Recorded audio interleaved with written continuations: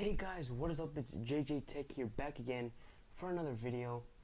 And today we're going to be doing a video, like I said in my previous video, we're going to be doing a comparison between the PowerA enhanced wired controller for the Xbox One and the PowerA Fusion gaming controller for the Xbox One as well.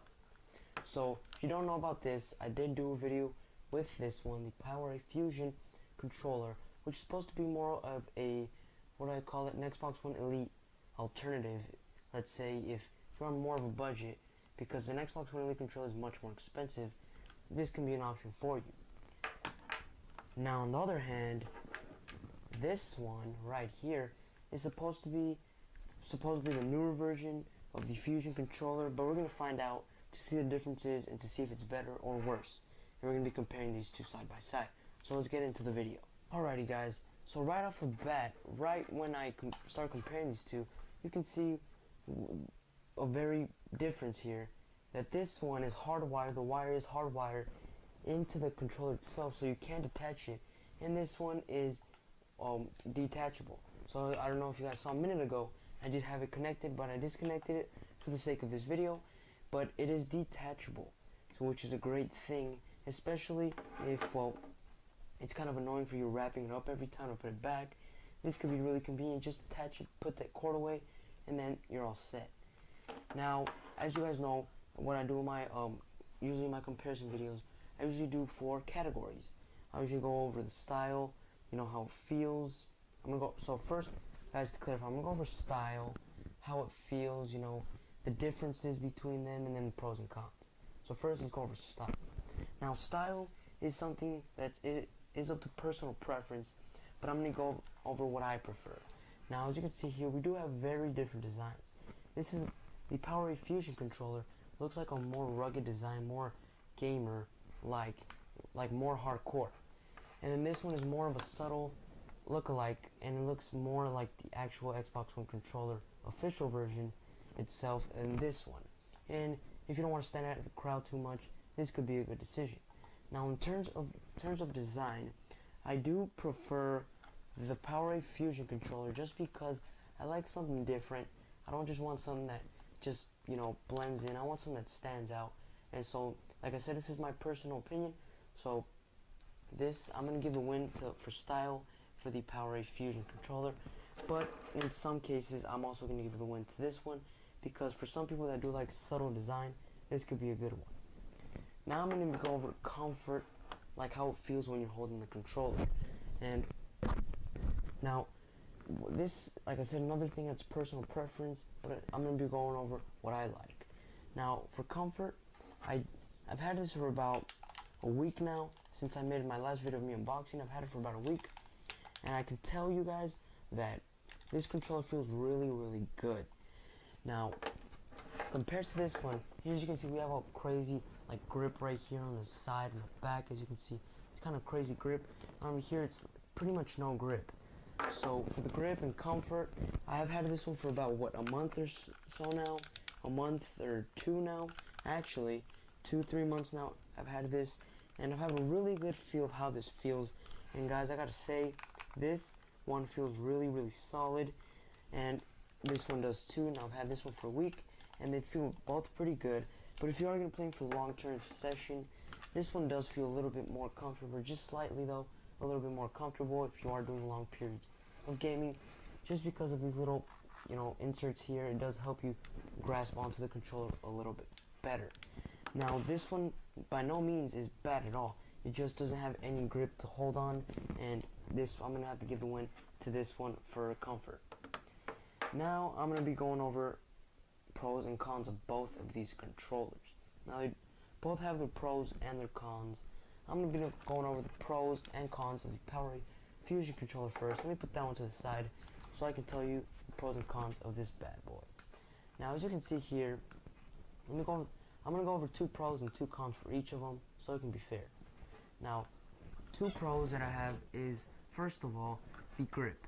The grip is definitely a strong suit for this controller. Like I said, this is supposed to be an Xbox One Elite controller alternative, and it could be for some and it could be for not. For me, It kind of is, but at the same time it's not. It does lack some of its features that the Elite does. That's why I'm going to be going with cons as well. Now, the one pro, like I said, is the grip. The second pro is these trigger stops. As you can see here, we have like a little adjustability right here, a little switch here. I don't know if you guys can see here, a switch that you can on and off. And once you turn it on, it does, as you can see, it clicks all the way down.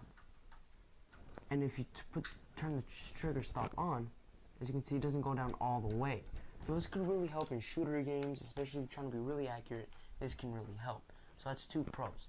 Now for the two cons.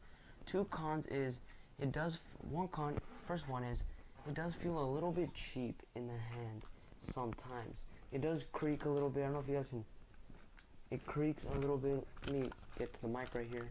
It creaks a little bit sometimes, especially if you're a really hardcore gamer and you sweat and you really hold on to your controller a lot, like with force.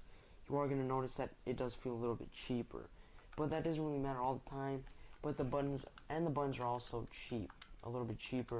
Obviously, this is much cheaper than the Elite. But, yeah. Another con is the buttons. The buttons, not these right here, but the D-pad doesn't feel too great. Like, it's one of those D-pads that when you click on it, sort of feels like you're clicking the whole D-pad. Sort of feels like you're clicking more than the one direction that you actually want to press. So that's another con. Now let's go over the other controller, pros and cons. Alrighty guys, so let's go over the first two pros of this controller first. Now the two pros is, the first pro is the buttons. I do feel like the buttons are a little bit more solid than the Fusion controllers. The D-pad doesn't feel like you're pressing the whole thing at the same time. When you click on the side that you're clicking on, it feels like, well, the side that you're clicking on, it feels solid. And also it doesn't creak, but I've had it for a week, so it could be a little unfair because I've had this for about 3 months, the Fusion controller, and I've had this one for about a week, and it hasn't been creaking or anything. I feel like this one is a little bit more solid in terms of build quality. Now, those were the two pros. Now let's go over the two cons. The two cons is, this one doesn't have trigger stops. Something that this does lack, that the Fusion controller does have. It doesn't have any trigger stops here, which might affect some gamers. And so this is supposed to be what PowerA says, the more newer version of the Fusion controller here. And that's what it says on Amazon, and I don't really see it. It doesn't really have the trigger stops, and so that's the first con. The second con is the detachable thumbsticks. Now, detachable thumbsticks, you can't do that on here, which is really doesn't help the fact that this is the newer version and this is not, and it doesn't even have detachable thumbsticks. This one does have detachable thumbsticks here. You can remove them, simple as that, and you can. And it did come with another two thumbsticks, so you can swap them on, which I think is really good. And for about the same price, it's kind of tough to pick from this one and this one. Now I'm gonna go over another pro. This one does have a little bit one more pro than this one, and that is it also has these two buttons. Now I'm not gonna count this as a pro, but one thing I do like is that it kept the buttons here, the remappable buttons here. It kept them from the Fusion controller, which is something I do like. Alright guys, now for the conclusion. What you guys should pick up and what you guys shouldn't pick up. To be real guys, I think you guys, if you guys are more of a hardcore gamer, go for the Fusion controller. If you guys are more of a light gamer, don't really, need all this styling and grip on the Fusion controller and the detachable thumbsticks, go for the more simplistic design, which is the enhanced controller. So it's kind of a tie here in terms of what you like. Like I said, it is all come down to personal preference. So I can't really declare a winner here. But for my opinion, guys, I would definitely go for this one, the Fusion controller, just because for the same price you get a little bit more features than the enhanced controller, which for a lot of people might matter, for a lot of people might not matter. So yeah, and just in case you guys were wondering, they do both have headphone jacks, so that's something they do share. Now, before I end this video, let me tell you guys, it's worth it if you have this controller and you're trying to upgrade to this one, if it's worth it. Alright guys, so is it worth it? No. I don't think it's worth upgrading from the Fusion controller to the supposedly more newer version of the Fusion controller, this one. I don't think it's more worth it. Just because you are missing features. Instead of gaining features, you're actually losing features. Like, first of all, the trigger stops and the detachable thumbsticks. But other than that, it's pretty much it. But, like I said, definitely if you already have this one, don't upgrade to this one. Really not worth it if you already have this one. But if you don't have any of these, you would probably go for this one just because it does feel a little bit more solid in the hand, and you know, overall it's just a little bit of a better design in terms of simplicity. So yeah guys, thanks for watching the video. I'll definitely drop the link to both of these bad boys in the description box down below so you guys can check it out and you guys then can compare on the Amazon website. Hopefully this video, guys, helped you out on the decision to purchase one of these two. Hopefully it helped you guys out. And guys, I really want to thank you guys for helping me hit 72 subs. I really hope we can get to 100 subs before the end of 2018. So really help me guys try to get to 100 subs before 2018 ends.